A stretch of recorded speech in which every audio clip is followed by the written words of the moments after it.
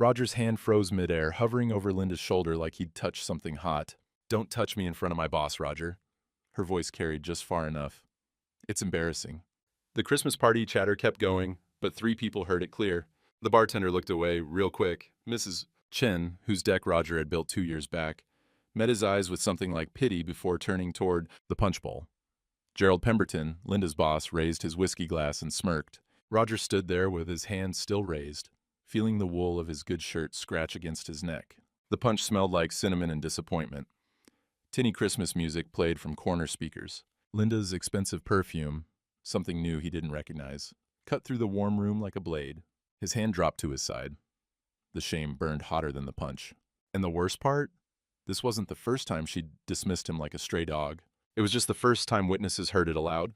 That morning, Roger had finished the crown molding in the living room, ran his calloused hand along the joint where two pieces met, feeling for imperfections his eyes couldn't catch. Perfect. 40 years of carpentry, and that satisfaction never got old, when wood fit together like it was meant to. He'd put on his good shirt for the party. The blue one, Linda used to say, brought out his eyes.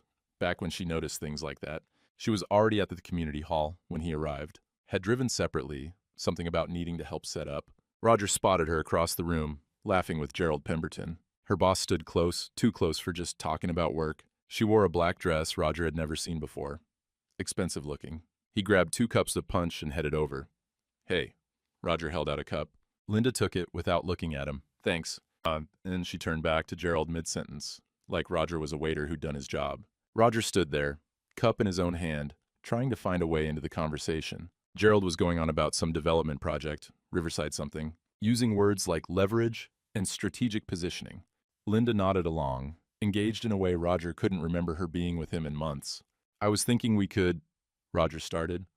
Linda shifted her body, angling away from him. Not dramatic. Just enough that he was standing outside the circle now instead of in it. He tried 2 more times over the next hour. Each time, Linda found a reason to move. A coworker, to greet, the bathroom, more per punch. Gerald stayed by her side most of the night, proprietary hand on her elbow when they walked, leaning in close to whisper things that made her laugh. Roger ended up by the Christmas tree, looking at lights he'd probably wired in half the houses represented here. Built decks, fixed roofs, installed kitchen cabinets, knew most of these people. But standing alone in a crowded room, he felt invisible. The humiliation came at 8:30. He decided to try one more time, just act like a normal husband. Linda was talking to Gerald and his assistant by the bar. Roger walked up, smiled, reached out to touch Linda's shoulder. Just a greeting. The kind of touch married people do without thinking. She jerked away like he'd burned her. "Don't touch me in front of my boss, Roger. It's embarrassing." The words hung in the air. The bartender's hand paused mid-pour. Mrs. Chen stood 3 feet away, holding a cookie, her face going soft with sympathy. Gerald's assistant looked down at her shoes, uncomfortable. Gerald smirked into his whiskey glass. "Easy there, big guy. Lady needs her space." Roger's face went hot. His hand was still raised, fingers curled around nothing. He lowered it slowly, carefully, like he was diffusing something explosive. "I was just saying hello," he said quietly. "Well, don't." Linda turned back to Gerald without another glance. Roger walked to the coat rack, put on his jacket with hands that wanted to shake, but wouldn't let them. Not here, not in front of everyone. Nobody stopped him. The drive home, snow started coming down harder. Big flakes that stuck to the windshield faster than the wipers could clear them. Linda had followed him out 10 minutes later, got in the passenger seat without a word. They drove in silence. Linda's phone glowed in her lap. She was texting someone, smiling at the screen. 5 miles from home. She laughed. Actually laughed out loud at something on her phone. Then she must have felt him looking because she glanced over. "You're too sensitive," she said, voice light. It was just work talk. Gerald's particular about professional boundaries. She reached over and touched Roger's arm. Her fingers were warm through his sleeve. First time she'd touched him voluntarily in, he couldn't remember how long. "You know I didn't mean anything by it, right?" Roger wanted to believe her. God, he wanted to. "Yeah, I know." "Good." She pulled her hand back, went back to her phone. They pulled into the driveway. The house Roger had built with his own hands, board by board, sat dark under the falling snow. He'd designed the porch, cut every piece of trim, laid the floor in the kitchen. Linda was out of the car before he cut the engine. By the time Roger got inside, stomping snow off his boots, her guest room door was already closed. Phone light glowing underneath, thin and cold as a knife blade. Roger stood in the kitchen, the one he'd built 35 years ago, cabinets he'd sanded by hand, and made himself a cup of coffee in the mug his father had helped him make in shop class. The table was solid oak, joints fitted so precise they'd never loosened. He sat down and stared at the guest room door. Linda had been sleeping there 7 months now. Said his snoring kept her up. He'd believed that too. Wanted to believe it. The coffee cooled in his hands. Outside, the radio in his truck crackled a blizzard warning. 18 to 24 inches expected. Roads closing by morning. Roger looked around the kitchen. Every surface was something he'd built. Every corner held a memory of the effort it took. The blister on his thumb that wouldn't heal while he laid the floor. The August heat during the roof work. The winter he insulated, working by trouble light in the crawl space. He ran his fingers over the oak table. Perfect joints, measured twice, cut once, built to last. How many times had he forgiven what he should have questioned? The guest room door stayed closed. Her phone buzzed, muffled. Linda's laugh came through the wall, warm and genuine, the sound she never made for him anymore. Snow kept falling outside. The blizzard was coming, and Roger Hensley sat alone at the table he'd built, realizing he was already in the middle of one. Roger woke up on the couch with his neck stiff and the house cold. He'd fallen asleep there around 3. Gave up trying to get comfortable. The living room window showed nothing but white. Snow had drifted halfway up the glass. He made coffee. The machine gurgled and hissed, filling the kitchen with a smell that used to mean morning and possibility. Now it just meant another day. Linda came out of the guest room around 8, wearing a robe he didn't recognize. Silk, probably expensive. She poured herself coffee in a travel mug and went straight back to her room without a word. Roger's phone rang. First job cancellation, then the second, then the third. Snow too heavy, roads closed. Nobody was going anywhere today. He heard Linda on a call in her room.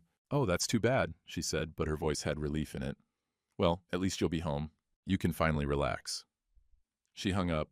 Roger heard her laugh, quiet to herself, like she'd gotten good news instead of bad. They moved through the house like ghosts. Roger made eggs at 10. Linda came down at 10:30, made her own. They sat at opposite ends of the kitchen table, the wood grain between them wide as a canyon. "Storm's supposed to last 2 days," Roger said. Linda looked at her phone. "Might lose power." That would be inconvenient."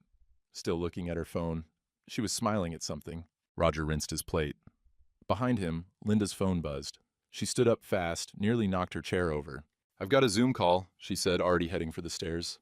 "It's Saturday. Gerald needs to go over some projections." She said it like it was obvious. Like Gerald calling on a Saturday during a blizzard was the most natural thing in the world. Roger heard her door close, lock click. 10 minutes later, her voice came through the floor, warm and animated, laughing at something Gerald said. She'd showered, put on makeup for a video call during a blizzard. He sat back down at the table and stared at the snow erasing the world outside. By afternoon, Roger's head was pounding, stress headaches settling behind his eyes like a vice. He needed aspirin. Checked the bathroom cabinet. Empty. Kitchen drawer. Nothing. Linda's briefcase sat on the counter. She always kept aspirin in there. Didn't like being without it. He could hear her upstairs, still on the call. Gerald's voice a low rumble. Linda's laugh bright and false. Roger opened the briefcase. Aspirin bottle right on top. He grabbed it. That's when he saw the papers underneath. Loan documents. Pemberton Riverside Development Project. Amount $340,000. Secured against property at 1247 Oak Ridge Road. His address. The house he'd built. Roger pulled the papers out with shaking hands. His contractor's license number was listed as collateral guarantee. Date 3 months ago. His signature at the bottom, except it wasn't his signature. Close, but not quite right. The loop on the R too round, the tail on the Y too short. Linda had practiced it, though. Practiced it enough to fool someone who wasn't looking close. Roger set the aspirin bottle down. Kept reading, terms of the loan, development plans for a riverside property that didn't exist. He knew every development project in the county came with the job. This one was smoke. He found another document, bank warning letter, crumpled like someone had balled it up and then smoothed it out. Irregularities noted in loan authorization. Please contact our office to confirm signature. Dated 2 weeks ago. The papers rattled in his hands, not shaking now, trembling. His coffee from this morning sat cold on the counter. He could smell it, bitter and old. Upstairs, Linda's laugh rang out clear and bright. $340,000 against the house he had spent 40 years building. A signature that wasn't his on a project that didn't exist. And she'd done it without saying a word. The headache was gone, replaced by something colder. Roger heard her footsteps on the stairs. She was humming. Linda stopped in the kitchen doorway when she saw him standing there with the papers. "You went through my briefcase?" Not shocked, not guilty. Annoyed, like he'd violated her privacy. Roger held up the loan documents. "You forged my signature. Gerald said you'd never notice." She walked past him, poured more coffee. calm as Sunday morning. $340,000, Linda. You put our house up as collateral. It's a business opportunity. She leaned against the counter, sipping. The returns are significant. I built this house. Roger's voice stayed level, but his hands were crushing the papers. Every board, every nail. You sold it without asking me. Oh, Roger. She set her cup down with a sigh. You don't understand business. Gerald has an MBA. He knows what he's doing. What he's doing is fraud. This development doesn't exist. I know every project in this county. Because you barely finished high school. Linda's voice went sharp. You hammer nails for a living. Gerald creates wealth. There's a difference. The words hit harder than the forgery. Barely finished high school. Like 40 years of skilled work meant nothing. Like building half this town's houses was something to be embarrassed about. Roger stared at his wife. She stared back, no apology in her eyes, no shame, just irritation that he'd found out. Her phone rang. Gerald's name on the screen. We're not done talking, Roger said. Linda answered anyway. Hey. Yeah, I'm free now. She walked toward the guest room. No, it's fine. Just Roger being Roger. The door closed. Lock clicked. Roger stood alone in the kitchen with the forged papers in his hands. Outside, snow kept falling. Inside, through the locked door, Linda laughed with Gerald like nothing had happened, like she hadn't just stolen 40 years of Roger's life with a pen stroke. His hands weren't shaking anymore. They'd gone completely numb, and that scared him more than anything else. Day 3 of the blizzard, Roger hadn't slept. Sat at the kitchen table since 4 in the morning, watching the sky turn from black to gray. Snow had stopped falling, but the world outside looked buried, dead. Linda came downstairs at 7:30, cheerful as a bird. She hummed while she made breakfast. Eggs and toast, just for herself. Set her plate on the counter and ate standing up, scrolling through her phone. Smiling at something. Roger watched her move through the kitchen he'd built. She stepped around him like he was furniture. Didn't acknowledge the papers still sitting on the table between them. The forged signature. The stolen equity? Yesterday's confrontation might as well have never happened. Storm should clear by tonight, Linda said, pouring coffee into her travel mug. You'll be able to get back to work tomorrow. Like that was the problem. Like work was what he'd been worried about. We need to talk about, Roger started. I've got another call with Gerald. She was already heading for the stairs, coffee in hand. Important stuff, you understand. She disappeared into the guest room. Lock clicked. 2 minutes later, her laugh drifted down. Warm and easy, the laugh Roger used to know. He sat at the table and didn't move. The thermostat war had been going on for months. Linda kept lowering it. Roger kept raising it back. Neither of them ever said a word about it. Today, she came down at noon and turned it to 62. Roger waited until she went back upstairs, turned it to 68. She came down an hour later, 62 again. He raised it. She lowered it. A whole marriage, reduced to a battle over temperature. Roger walked through the house in the afternoon while Linda was locked in her room. Ran his hands along the crown molding in the living room, the piece he'd finished the morning of the party. Perfect joints. He remembered the precision it took, the patience. In the dining room, he touched the built-in cabinets. Remembered the summer he'd installed them, how Linda had brought him lemonade and told him he had magic hands. The archway between the kitchen and hall, he'd designed that himself. Had to special order the wood. Linda had loved it, said it made the house feel like a home. Now she walked under it without looking up. Roger stood in the middle of his house and tried to remember when things had changed. When had she stopped bringing him lemonade? When had she started sleeping in the guest room? When had his touch become something embarrassing? He couldn't pinpoint it. That was the worst part. It hadn't been one moment. It had been 1,000 small deaths, so quiet he'd missed them until they'd buried him. The memories came like uninvited guests that night. Their wedding, small church, maybe 40 people. Linda, in a simple white dress, laughing when he fumbled the ring. I'll build you a house, he'd promised. Best one you've ever seen? Her eyes had been bright with belief. First year in this house. They'd danced in the empty living room, no furniture yet, just plywood subfloor and promise. Linda had trusted his vision, trusted him. 10 years ago, planting the cherry tree out front for their anniversary, Linda had helped dig dirt under her fingernails, calling him my builder with real affection. 5 years ago, Roger, honey, I need to sleep in the guest room. Your snoring is so bad. And he'd believed her, wanted to. 3 years ago, Linda's promotion to Gerald's executive assistant. New clothes, new perfume, new coldness starting, so gradual he'd told himself it was just work stress. Last Thanksgiving, Linda at the table with her phone instead of the food. Roger had tried to include her in conversation with the neighbors. She'd rolled her eyes when she thought he wasn't looking. But he had been. He'd seen it and pretended he hadn't. All those moments, all those times he'd forgiven, made excuses, told himself it was temporary, that marriage had seasons.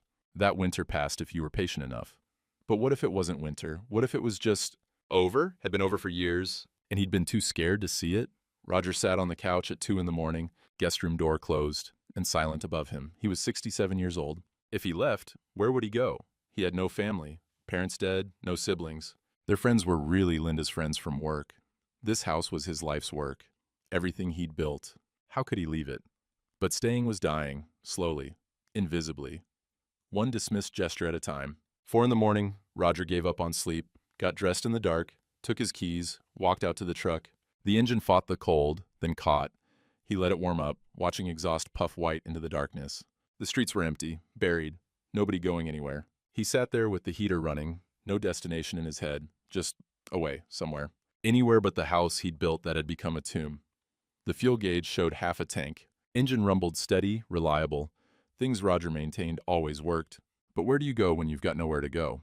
Morning Cup Diner had lights on, Margie opening early, like always. He could see movement inside, warm and alive, while the rest of the town slept under snow. Roger thought about going in. But what would he say? How do you explain that your wife forged your signature and sold your house? That she dismissed you in public like garbage? That you've been sleeping on the couch in the home you built because the woman you've loved for 38 years can't stand to be in the same room? He kept the engine running, sat there as the sky started to lighten, gray on gray. The birds hadn't started yet. World was silent except for his truck's idle and the heater's fan. 5 o'clock. Still sitting. Fuel gauge dropping toward a quarter tank. Someone knocked on the window. Roger jerked, startled. Margie Walsh stood in her diner apron, breath fogging in the cold. No judgment in her face, just concern. She knocked again, gestured for him to roll down the window. Roger's hand moved to the button, hesitated. Once he rolled it down, once he talked to someone, it became real. All of it became something he couldn't take back. Margie waited, patient. Her eyes said she'd stand there all morning if she had to. Roger rolled down the window. Engine's been running 20 minutes, Margie said quietly. You planning something quiet, Roger? The question hung in the cold air between them. Honest and direct, no sugar on it. Roger opened his mouth, closed it. Couldn't find words that fit. Come inside, Margie said. I made soup last night, still hot. It wasn't a request. The morning cup was empty except for them. Pre-opening quiet, just the hiss of the coffee maker and the radiator clanking to life. Smelled like fryer oil and honest work. Margie poured coffee into a ceramic mug, the one Roger recognized from his father's workshop, one he'd made in high school. She'd kept it all these years. She set a thermos of soup in front of him. Didn't say anything, just waited. Roger wrapped his hands around the mug. The heat hurt, but it was real. First real thing he'd felt in days. I saw your truck at 4, Margie said finally. Been watching it since. Couldn't sleep. Engine runs that long. A person's either going somewhere or thinking about not going anywhere at all. She sat down across from him. Which one were you doing? Roger stared into his coffee. I don't know. That's an answer too. The words came then, like a dam breaking. He told her everything. The Christmas party, Linda's recoil. Don't touch me in front of my boss. The 3 people who'd heard it. Gerald's smirk. He told her about the forged documents. $340,000. The house he'd built board by board, sold without his knowledge. Linda's justification. You barely finished high school. He told her about the confrontation that changed nothing. The ghostly coexistence. Linda, laughing with Gerald behind locked doors, while Roger sat alone in the house he'd made with his own hands. Margie listened without interrupting. Her face stayed steady, but something in her eyes went hard when he got to the high school comment. When he finished, she was quiet for a long moment. Then, you built half this town, Roger. People remember. It doesn't matter what people remember. I can't prove. You keep records? Every receipt, every permit, 40 years of them. Then you can prove plenty. She stood up, refilled his coffee. My nephew Danny's a paralegal, does financial fraud cases in Des Moines. I'll call him. Roger shook his head. I can't afford. You built my house for cost when Tom died. And Margie's voice was firm. Wouldn't take a penny more, even though I had insurance money. Said widows had enough to worry about. She pushed the soup closer. This isn't charity, Roger. This is paying back. She pulled out a napkin, wrote a phone number. Danny, tell him everything. Roger stared at the number. A lifeline maybe, or just another way to sink. You need somewhere to stay, Margie said. Apartment upstairs is empty. Has been since the Hendersons moved out. I can't leave the house. It's my life's.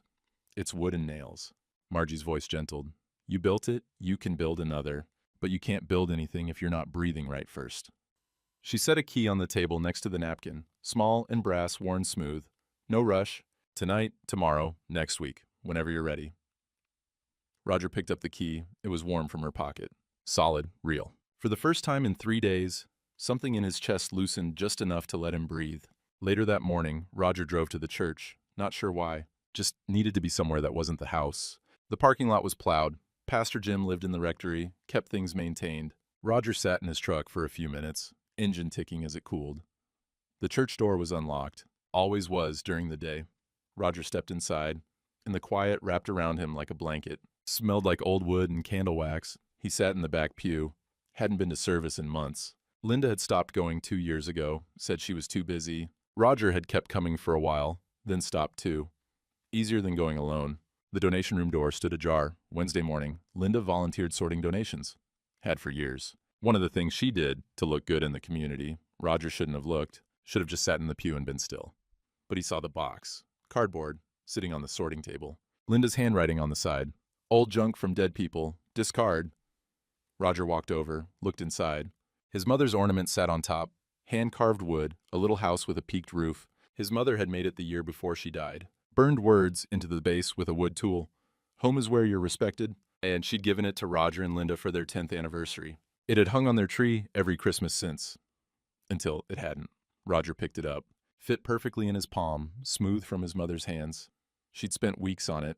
Her arthritis had been bad that year, but she'd wanted to make something that would last. Linda had thrown it away, called it junk from dead people. Roger? Pastor Jim stood in the doorway.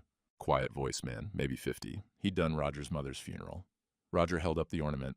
Couldn't speak. Pastor Jim looked at the box, read Linda's label. His face went still. She dropped that off 2 weeks ago. I hadn't gotten to it yet. My mother made this. Roger's voice came out rough. I remember. She showed it to me once. Said home wasn't walls, it was respect. Pastor Jim's eyes were kind. I'll testify to that if you need me to. Roger closed his fingers around the ornament. The first thing he was taking back. The first thing he was claiming. I might need you too, Roger said. Roger drove back to the house. Linda's car was gone. Aaron's, probably. The blizzard had finally cleared. He sat at the kitchen table with a notebook. The ornament sat next to his coffee cup, solid and real. Started making a list. Like planning a job. Materials needed. Steps in order. Timeline, what to take. Clothes, tools, essentials only. Documents, all 40 years. Ornament, nothing else. When? Weather said another blizzard wave tomorrow night. Smaller one, but enough. Linda always slept through storms. Perfect cover. Where? Margie's apartment. Temporary but safe. After. Call Danny. Build the case like building a house. Foundation first. Roger checked the forecast on his phone. Snow starting tomorrow at 6 a.m. Heavy by noon. Perfect timing. He heard Linda's car in the driveway. Closed the notebook, slid it under the couch cushion. Set the ornament in his jacket pocket. Linda came in with shopping bags. Expensive stores from the logos. She glanced at Roger, then away. Storm finally quit. Yeah. You'll be able to get back to work. Yeah. She went upstairs with her bags. Door closed. Lock clicked. Roger sat at the table and ran his hand over the wood grain. Perfect joints. Measured twice, cut once. 40 years of his life. In this house. Time to build something new. In 48 hours, he'd be gone. 48 hours felt like 48 years.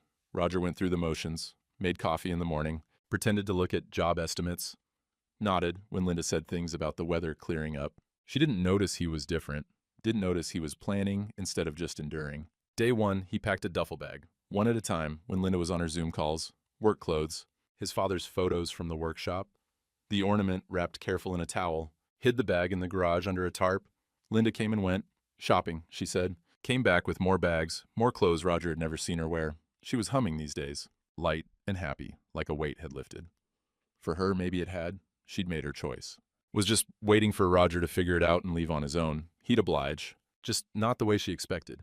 Day 2, the forecast updated. Heavy snow starting 6 a.m. 12 to 18 inches. Roads would be bad by noon. Linda was thrilled. Another snow day. I'll finally catch up on those reports. Reports, right. That evening, Roger sorted through his documents in the garage while Linda was in the shower. 40 years of receipts, permits, contracts, everything organized by year in banker's boxes. Most men kept a shoebox if they kept anything at all. Roger had a filing system. He loaded 3 boxes into the truck bed, covered them with a tarp. Linda never looked in the garage. 5:30 a.m., Roger's alarm buzzed. Silent alarm on his phone. He'd been awake anyway. Snow was already coming down. Big flakes in the glow of the streetlight. Beautiful, if you weren't trying to erase yourself.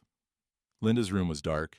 She'd been up late on a call. He'd heard her laughing through the floor until past midnight. She'd sleep until 9, at least. Always did after her late Gerald calls. Roger dressed in the dark. Work boots, heavy coat. Moved quiet through the house. First trip, the duffel bag from the garage. Set it in the passenger seat. Truck was already running, warming up. He'd started it at 5:20, let the engine idle low. Snow was accumulating fast.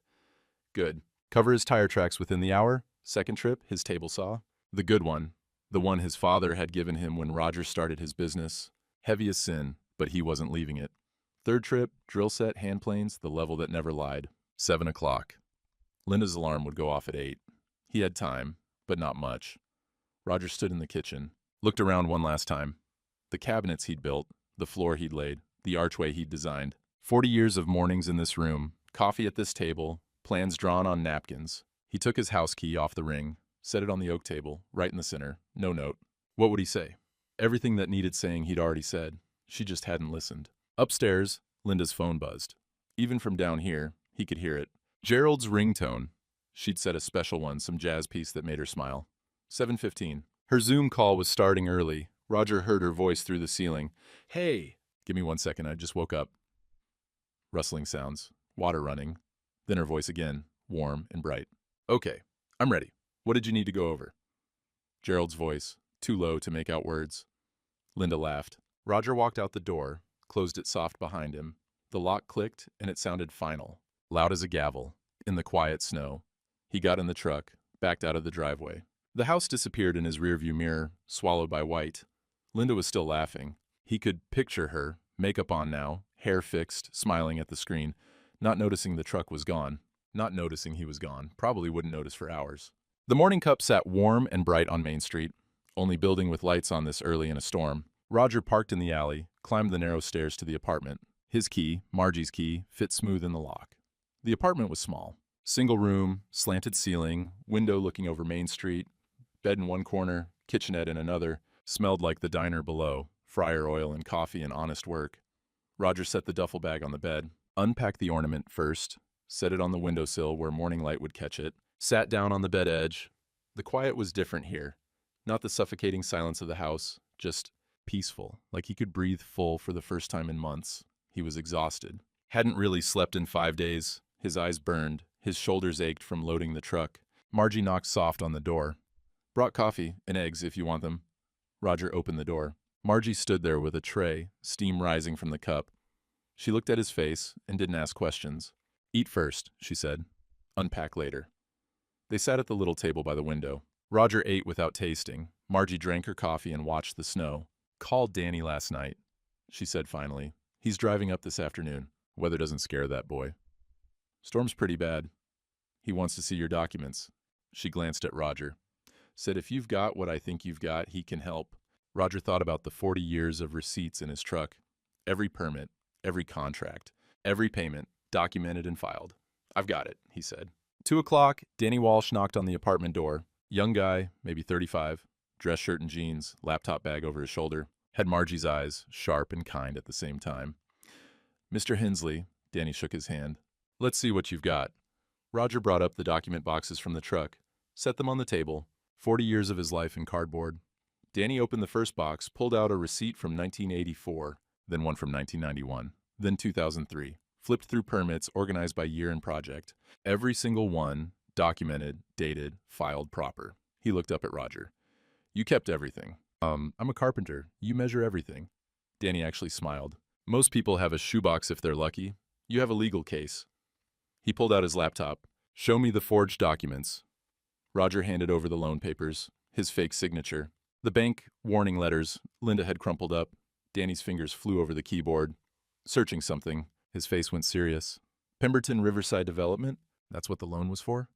That's what it says. Mr. Hensley, there is no Pemberton Riverside Development. Danny turned the laptop around.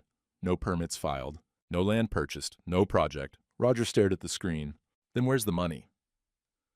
That, Danny said, is a very good question.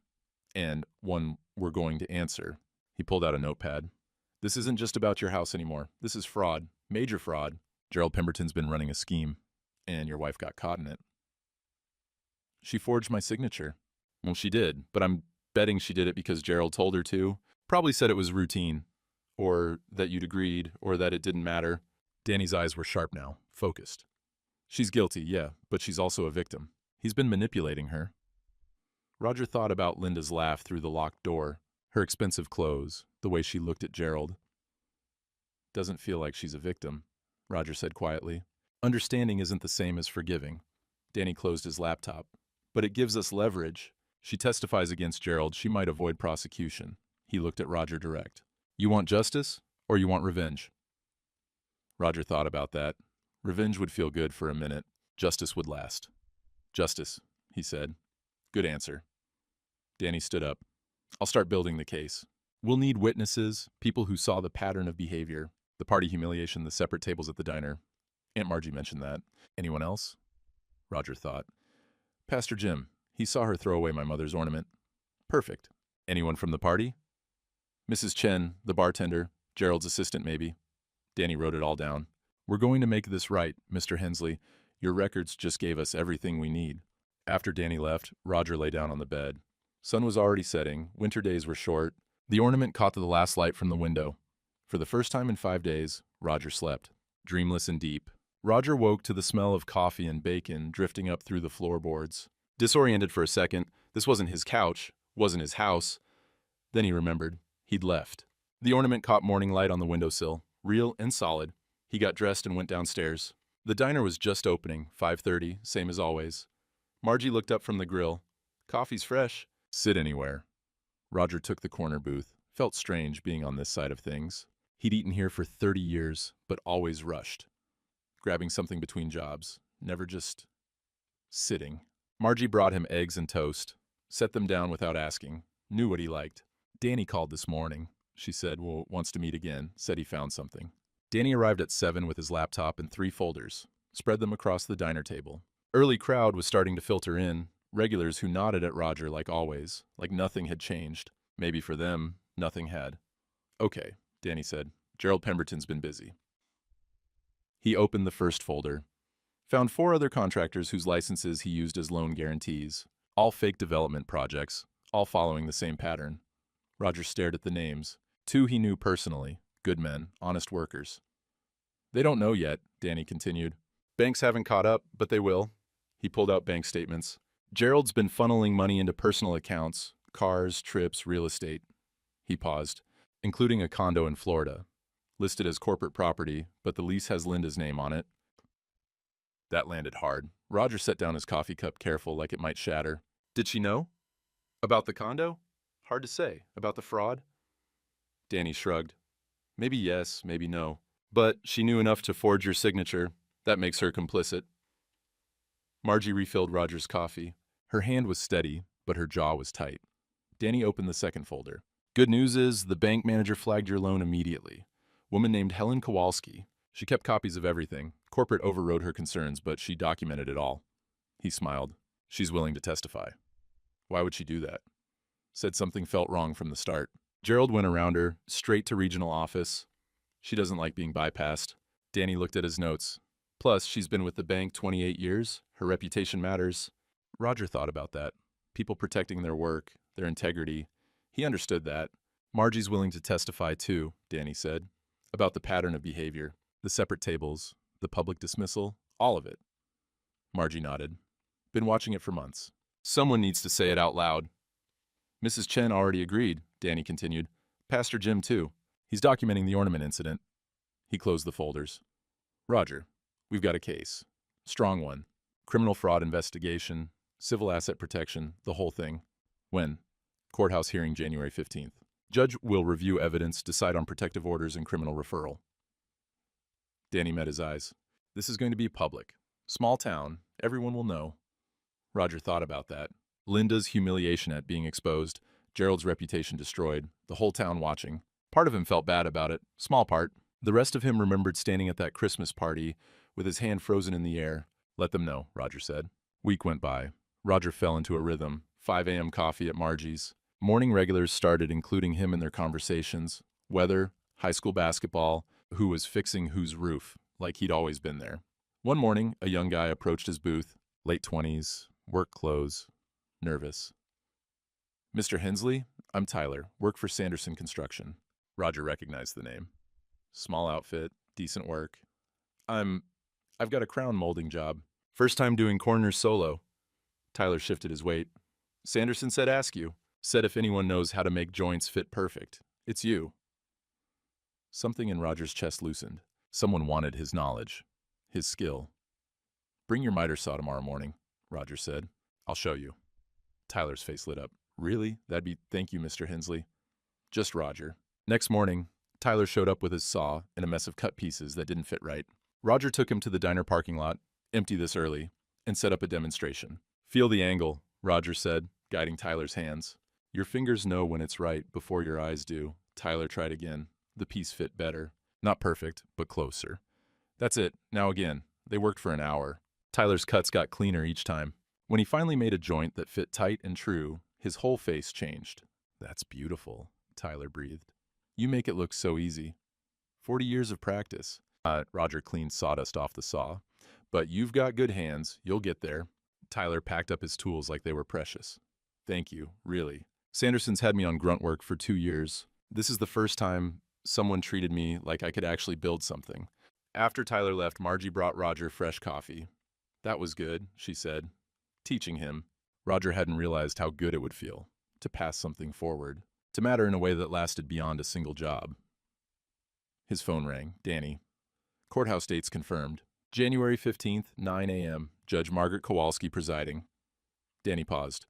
Gerald hired Marcus Brennan, big shot lawyer from Des Moines, known for intimidating small-town witnesses. Should I be worried? No. Danny's voice was confident. We've got truth and 40 years of documentation. He's got arrogance and an embezzlement scheme. I like our odds. Roger hung up, looked out at the street. January 15th was 3 weeks away. 3 weeks until he faced Linda and Gerald in court. 3 weeks until the whole town knew what they'd done. He touched the ornament in his pocket. Carried it everywhere now. Reminder of what was worth fighting for. Not the house, not the money, the right to be respected in the life he built. Week before the hearing, Danny came back with a witness list and a game plan. They sat in the diner apartment going over testimony. Margie first, she'd established the pattern. 6 months of watching Linda dismiss Roger, roll her eyes, treat him like he was invisible. Small cruelties that added up. Keep it factual, Danny coached. Dates if you remember them. Specific incidents. No speculation about why she did it. Margie nodded. I can do that. Mrs. Chen would testify about the Christmas party. The exact words Linda used. Gerald's smirk. The 3 witnesses who heard it clear. Helen from the bank would present the documents. The flagged loan. Her warnings that got overridden. The paper trail of Gerald's other fraudulent loans. Pastor Jim would testify about the ornament. Linda's handwriting on the box. Old junk from dead people. And Roger would go last. Just the facts. Did you authorize this loan? No. Is that your signature? No. Did you know about this development project? No. Let the documents speak, Danny said. You just verify them. Roger practiced his answers. Short, direct, no embellishment. They'll try to make you look stupid, Danny warned. Brennan's known for that. He'll bring up the high school thing, try to paint you as too simple to understand business. I know what I know, Roger said. Exactly. Stick with that. Danny closed his folder. One more thing. Gerald and Linda will show up confident. Expensive clothes, expensive lawyer. They think small towns are easy to fool. Are they? Danny smiled. We're about to find out. January 15th arrived cold and clear. Snow melting off the roofs, icicles dripping in the morning sun. Roger put on his good shirt, the same blue one from the Christmas party. Seemed right somehow. Full circle. Margie drove them to the courthouse. Danny was already there, setting up files in the courtroom. The courthouse was old, built in 1902, limestone and wood.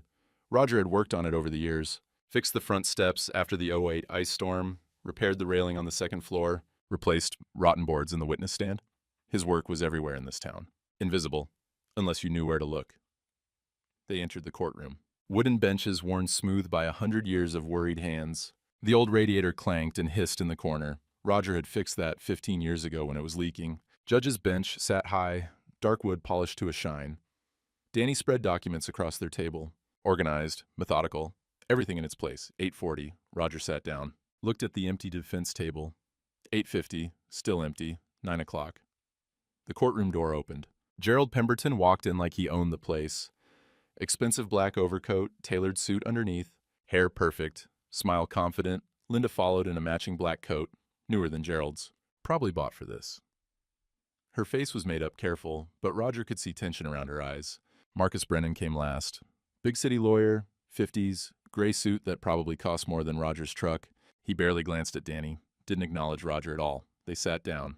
Gerald whispered something to Linda. She nodded, didn't look toward Roger's table. Gerald did, though. Looked right at Roger with that same smirk from the Christmas party. Like this was all a formality, an inconvenience that would blow over. 9:15. The bailiff stood.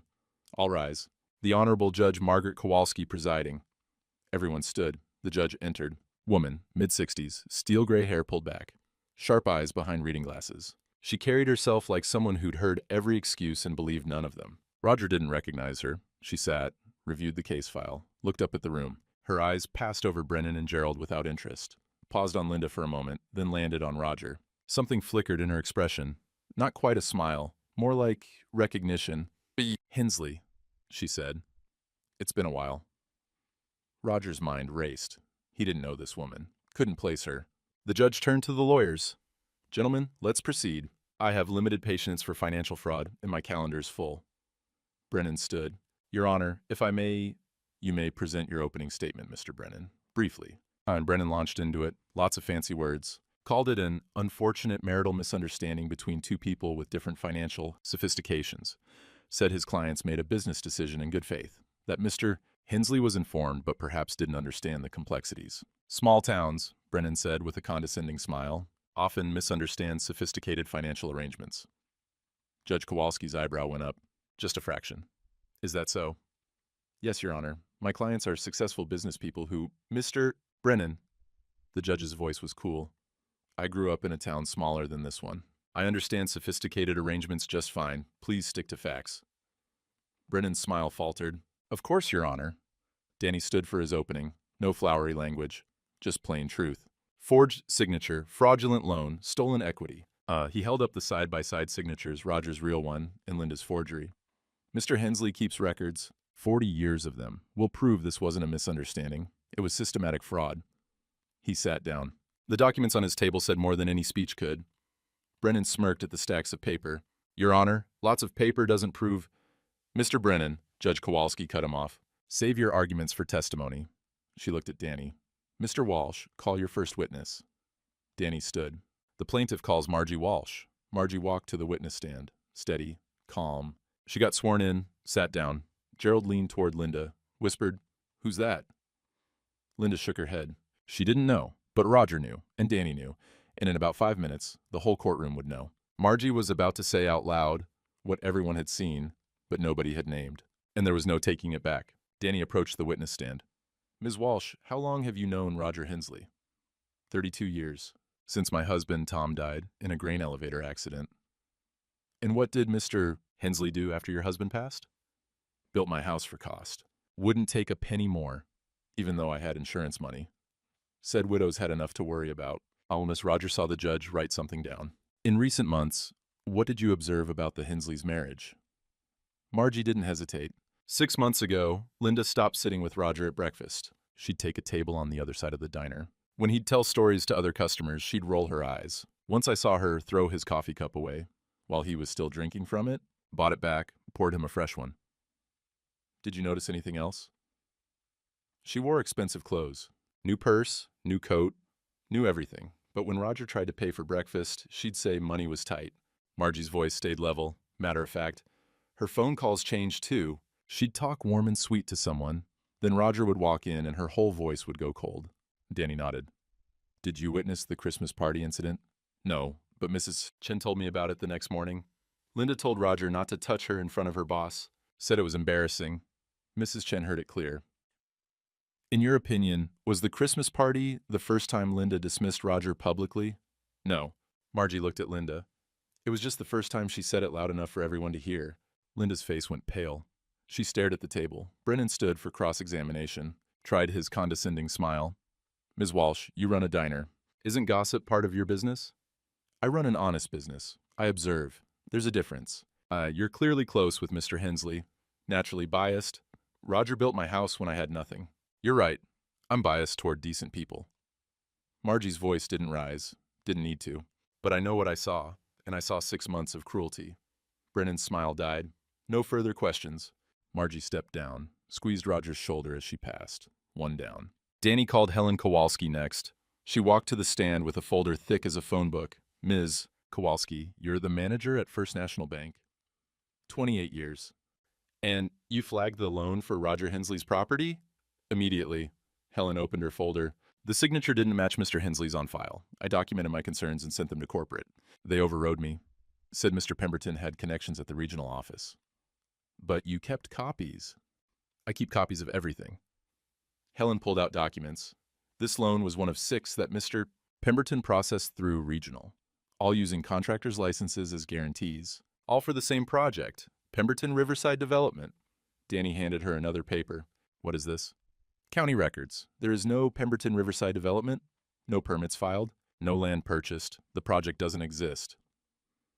A murmur went through the courtroom. Gerald's face stayed smooth, but his jaw tightened. Where did the money go? Helen pulled out bank statements. Into Mr. Pemberton's personal accounts. $370,000 over 6 months. Luxury car purchases, international travel. And a condo in Florida. Who's listed on the Florida property? Helen glanced at Linda. Gerald Pemberton as corporate owner, Linda Hensley on the lease. Linda's hands gripped the edge of the table, knuckles white. Brennan objected. Your Honor, this is beyond the scope. Overruled. Judge Kowalski leaned forward. It's directly relevant to motive and pattern of fraud. Continue, Mr. Walsh. Danny presented Rogers 40 years of records. Every receipt, every permit, every payment, documented and organized. He spread them across the evidence table. Physical presence impossible to ignore. Mrs. Hensley's accounting versus Mr. Pemberton's, Danny said simply. One man documented every nail. The other stole hundreds of thousands with fake projects. The contrast was devastating. Roger's meticulous honesty next to Gerald's sophisticated theft. Helen was excused. Gerald whispered urgently to Brennan. Whatever confidence he'd walked in with was cracking. The plaintiff calls Roger Hensley. Roger stood, walked to the witness stand, got sworn in. His hands were steady. Danny's questions were simple, direct. Mr. Hensley, did you authorize the loan against your property? No. Is that your signature on the loan documents? No, ma'am. It's close, but it's not mine. Did you know about Pemberton Riverside Development? No, I know every development in this county. That project doesn't exist. Danny sat down. Your witness, Mr. Brennan? Brennan stood. Time for the class attack Danny had warned about. Mr. Hensley, you didn't finish high school, correct? 10th grade. Started my apprenticeship at 16. So complex financial matters might be difficult for you to understand. I understand when someone's stealing from me. But surely Mr. Pemberton, with his MBA and business experience, I built half this town. Roger's voice stayed calm, level. I know the difference between building something real and building something fake. Brennan tried again. Isn't it possible you simply didn't understand? Judge Kowalski interrupted. Mr. Brennan, where exactly are you going with this? Establishing financial sophistication, Your Honor. Mr. Hensley's financial sophistication is demonstrated by 40 years of perfect records. The judge looked at Roger. Her expression changed, softened just slightly. Miss Hensley, you built my daughter's wheelchair ramp 15 years ago. The courtroom went silent. Roger's mind finally clicked. The Kowalski girl, Sarah, cerebral palsy. He'd built that ramp in a weekend, wouldn't take payment. I remember, Roger said quietly. You refused payment, came back twice to adjust it as she grew. Judge Kowalski's voice was steady, but something moved behind her eyes. I never forgot that kindness. She turned to Brendan. Mr. Hensley's character is not in question here. Mr. Pemberton's is. Gerald's face drained white. Brennan looked like he'd swallowed glass. I'm recusing myself from any sentencing proceedings regarding Mr. Pemberton to avoid conflict of interest. The judge's voice went hard as stone. But I'm ordering an immediate criminal fraud investigation. And I'm issuing a protective order on Mr. Hensley's assets, effective immediately. She looked at Gerald. Mr. Pemberton, you'll remain available for the prosecutor's office. Do you understand? Gerald couldn't speak, just nodded. The gavel came down, sharp and final. Brennan gathered his papers fast. Gerald stood on shaking legs. They headed for the door like the room was on fire. Linda stayed in her seat, crying now, makeup running. She looked at Roger as he stood to leave. Roger. Her voice broke. Please, can we talk? Roger stopped. Turned. She stood up, walked toward him, reached for his arm, the same gesture she'd recoiled from at the Christmas party. Her touch desperate now, pleading. I'm sorry, I was trapped. Gerald said if I didn't sign, he'd... She was sobbing. We can fix this. We can start over. Everything we built. Roger looked at her hand on his arm. Didn't pull away cruel. Didn't shake her off. He simply stepped back, creating distance, clean and final. You didn't build anything, Linda. I did. His voice was quiet, sad even, but firm, and you sold it without asking. Where will you go? What will you do? Roger didn't answer, walked past her. Through the courtroom doors, into January sunlight, Margie and Danny were waiting outside. You okay? Margie asked. Roger took a breath. Cold air, clean and sharp. Yeah, I am. Behind them, through the courthouse windows, Linda stood alone in the empty courtroom, still reaching for something that was already done. 6 weeks later, spring started showing itself. Not full bloom yet, still March, still cold at night. But the cherry tree outside Roger's apartment window had buds on it. The one he'd planted 20 years ago for their anniversary. It was blooming without him. Funny how things grew whether you were there to watch or not. Roger's mornings had a rhythm now. 5 a.m., down to the diner, coffee in his father's mug, eggs and toast. The morning regulars included him in their talk like he'd always been there. Weather, high school basketball making a playoff run, Tom Henderson's new grandbaby. Nobody asked about Linda. Small-town courtesy. They all knew courthouse proceedings were public and news traveled fast. But they let Roger carry it quiet. Tyler showed up most mornings now. Brought his tools, asked questions, listened to answers. Learning not just technique, but the why behind it. Why you measure twice, why grain direction matters, why patience builds better than speed. This morning, Tyler had finally mastered the crown molding corner. Brought in a sample piece. Joint so tight you couldn't slip paper through it. Look at that, Tyler said, proud as a new father. Roger examined it, ran his finger along the seam. Perfect. That's good work. Feels different when it's right. Like you said, your hands know. They do. As Roger handed it back. Now you've got to do it 100 more times until your hands don't have to think about it. Tyler grinned. Sanderson's giving me the Weber house trim job. Says I'm ready. Something warm moved in Roger's chest. Not his work continuing. Tyler's work beginning. Different thing entirely. Margie refilled their coffee. You two gonna start charging rent for that corner booth? Probably should, Roger said. Been conducting classes here. Good. Place needs some purpose beyond bacon and gossip. She smiled. Though the bacon's pretty good. Danny called that afternoon with updates. Gerald was facing 3 felony fraud charges. Federal prosecutors had gotten involved. The scheme was bigger than anyone thought. 12 contractors across 3 counties. Over $1 million in fraudulent loans. Trial was set for June. Gerald's expensive lawyer had filed for a plea deal. Probably take it. Prison time was likely. Linda had signed a quitclaim deed on the house to avoid prosecution, moved to Des Moines. Her sister's place. Danny heard. The house would sell, proceeds to Roger. Enough to buy something smaller, something his. She called my office twice, Danny said, asking if you'd talk to her. What did you tell her? That you'd reach out if you wanted to? You want to? Roger thought about it, about 38 years.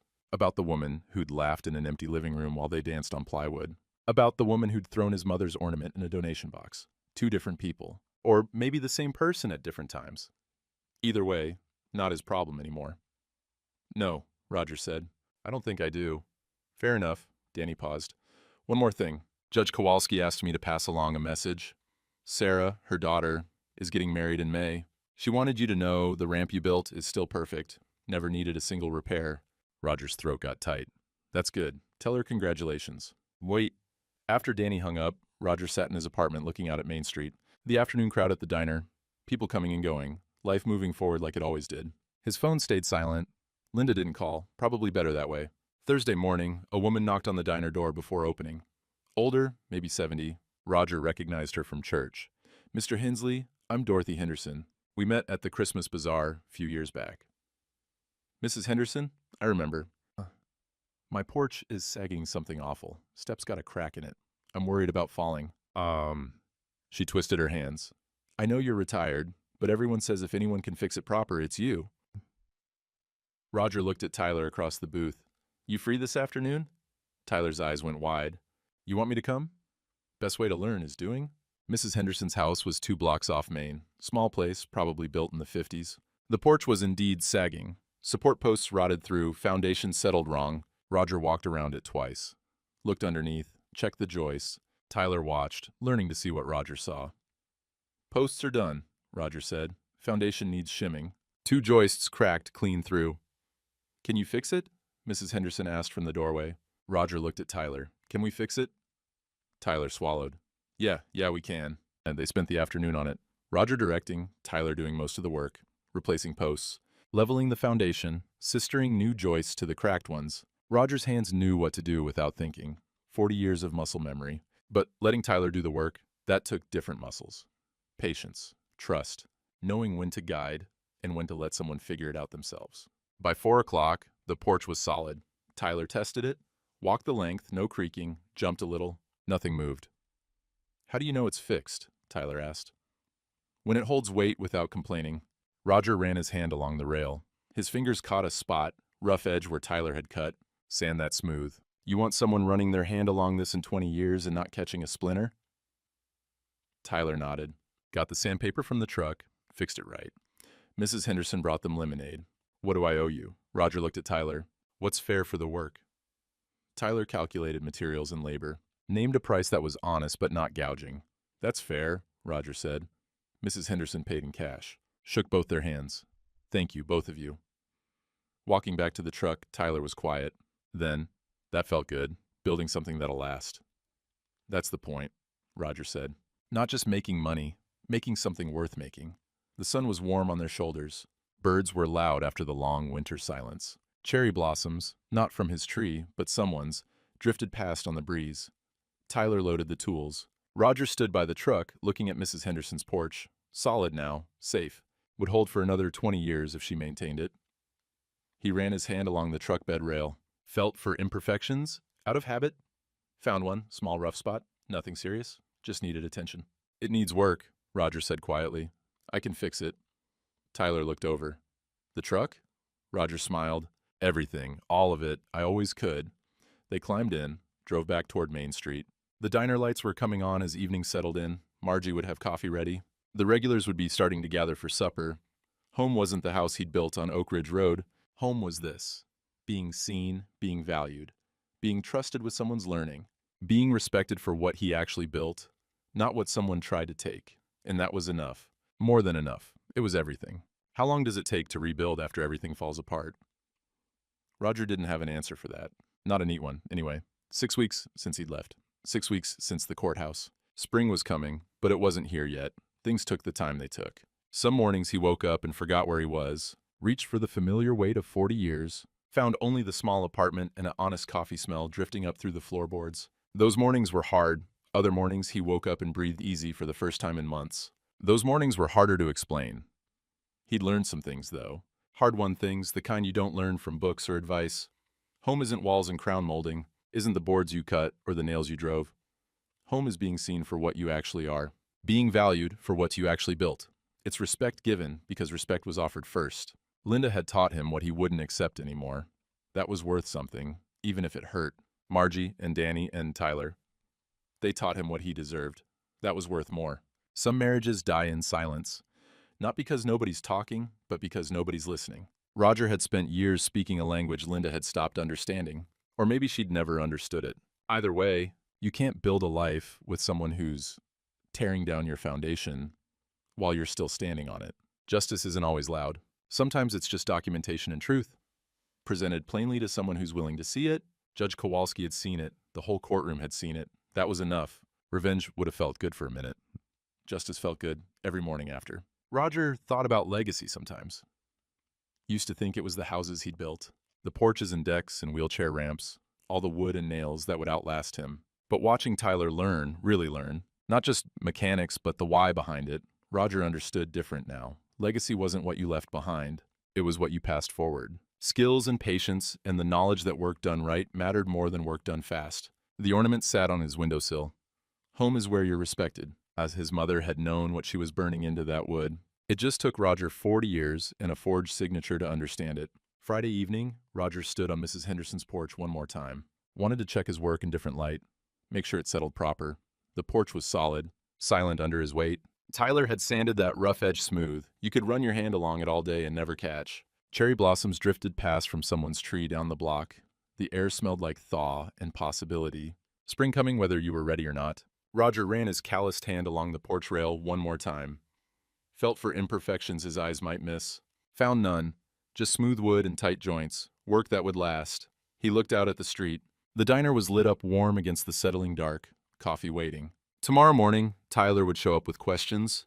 The day after, another porch or deck or repair job that needed doing right. The work was honest. The hands were steady. The coffee tasted right again. Roger Hensley had built a lot of things in 67 years. Houses and porches and a marriage that didn't last. But he was still building, still teaching, still here. Some things you can fix, some things you can't. The trick is knowing which is which and having the courage to walk away from what's rotted through. Then you pick up your tools and build something new, something true, something that respects the hands that made it. The sun set red and gold over Main Street. Roger walked back toward the diner, toward coffee and light, and people who saw him clear. Home. Finally home.